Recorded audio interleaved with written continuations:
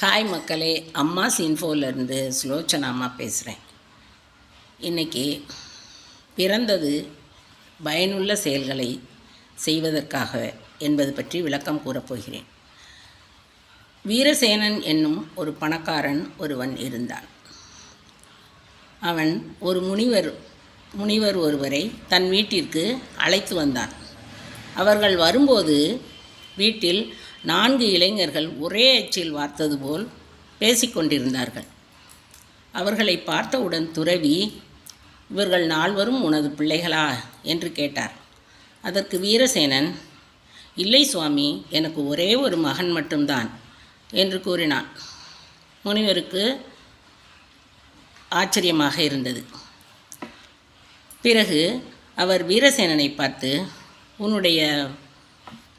நீதான் இந்த ஊரிலே தனவந்தர் போல் தெரிகிறதே என்று கேட்டார். இல்லை சுவாமி, அந்த வகையிலும் நான் ஏழைதான் என்று கூறினார். அப்போது முனிவர், உன்னுடைய வாயிலிருந்து வரும் வார்த்தைகள் எல்லாம் பொய்யாகத்தான் இருக்கிறது. உன் வயது என்ன, அதையாவது கூறு என்று கூறினார். அப்போது என்னுடைய வயது 2 ஆண்டுகள் 2 மாதம் 16 நாட்கள் மட்டுமே என்று கூறினார். அவருக்கு அவன் மீது மிகவும் கோபமாக இருந்தது. அவருடைய கோபம் தலைக்கேறியது. அதனால், நீ சொல்வதெல்லாம் பொய்யாகத்தான் இருக்கிறது. உன் வீட்டில் உணவு அருந்துவது சரியல்ல. அதனால் நான் செல்கிறேன் என்று நடக்கத் தொடங்கினார். அப்போது வீரசேனன் அவரை தடுத்து நிறுத்தி, சுவாமி, என் பக்கத்து நியாயத்தையும் கேளுங்கள், அப்போது நீங்கள் ஒரு முடிவுக்கு வாருங்கள் என்று கூறினார். சரி என்று அவருடைய கோபம் சற்றும் குறையாமல் இருந்தாலும், அவன் என்னதான் சொல்லப் போகிறான் என்பதை கேட்போம் என்று நின்றுவிட்டார். அப்போது வீரசேனன் துறவியின் முன்னிலையிலேயே தன்னுடைய 4 குழந்தைகளையும் பெயர் சொல்லி அழைத்தான். அப்போது அவனுடைய கடைசி மகன் மட்டும் அவன் கூப்பிட்ட குரலுக்கு ஓடோடி வந்தான். வந்தவன் முனிவரின் கால்களில் விழுந்து வணங்கினான். அப்போது வீரசேனன் கூறினான், இவன் ஒருவன் மட்டுமே என்னுடைய பிள்ளை.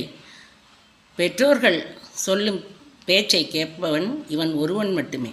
மற்ற பிள்ளைகள் என் பேச்சை கேட்பதில்லை. அதனால் அவர்கள் எனக்கு பிறந்தும் பிறக்காத பிள்ளைகளே என்று கூறினான். சரி என்று துறவி கேட்டுக்கொண்டார். அடுத்தது, நீ இந்த ஊரிலே பெரிய தனவந்தர் போல் தெரிகிறதே, அது பற்றி கூறு என்று கேட்டார். அப்போது அவன் சொன்னான், அந்த வகையிலும் நான் ஏழைதான் சுவாமி என்றான். ஏனென்றால் நான் தான தர்மங்கள் சிறிய அளவில்தான் செய்துள்ளேன். நாம் இப்போது செய்யும் தான தர்மங்கள் தான் நம் வாழ்வுக்கு பின்னால் நம்மோடு கூட வரும். அந்த வகையில் நான் குறைந்த அளவே தான தர்மங்கள் செய்திருப்பதால் அதிலும் நான் ஏழைதான் என்று கூறினான். அப்படியென்றால் உன்னுடைய வயது என்ன என்று கூறினாயே, அது குறைந்த வயதை கூறினாயே, அதை பற்றி கூறு என்றபோது, நான் தான தர்மங்களும் குறைவாகத்தான் செய்துள்ளேன். அதேபோல் இறை வழிபாட்டில் எனக்கு நேரம் குறைந்த அளவு நேரத்தையே நான் செலவிடுகிறேன். அதனால் என்னுடைய வயதும் குறைந்ததே என்று கூறினான். இதையெல்லாம் கேட்ட முனிவர் ஒரு முடிவுக்கு வந்தார். அவன் சொல்வதெல்லாம் சரிதான் என்று நினைத்து அவனுக்கு ஆசி வழங்கி அவன் வீட்டில் உணவருந்திவிட்டு சென்றார். இதனால் நாம் தெரிந்து கொள்வது என்னவென்றால், தான தர்மங்கள் செய்ய வேண்டும். அதேபோல் குழந்தைகளை நல்ல நிலையில் வளர்க்க வேண்டும். அவர்களுக்கு நல்ல இதை சொல்லிக் கொடுத்து நல்ல பிள்ளைகளாக வளர்க்க வேண்டும். அதேபோல் இறை வழிபாட்டிலும் நமது நேரத்தை செலவிட வேண்டும். அப்படி செலவிடுவதால் நமக்கு மறுமையிலும் நன்மை ஏற்படும். இந்த வீடியோ பிடிச்சிருந்ததுன்னா லைக் பண்ணுங்கள், ஷேர் பண்ணுங்கள், சப்ஸ்கிரைப் பண்ணுங்கள், கமெண்ட் பண்ணுங்கள். வாழ்க வளமுடன்.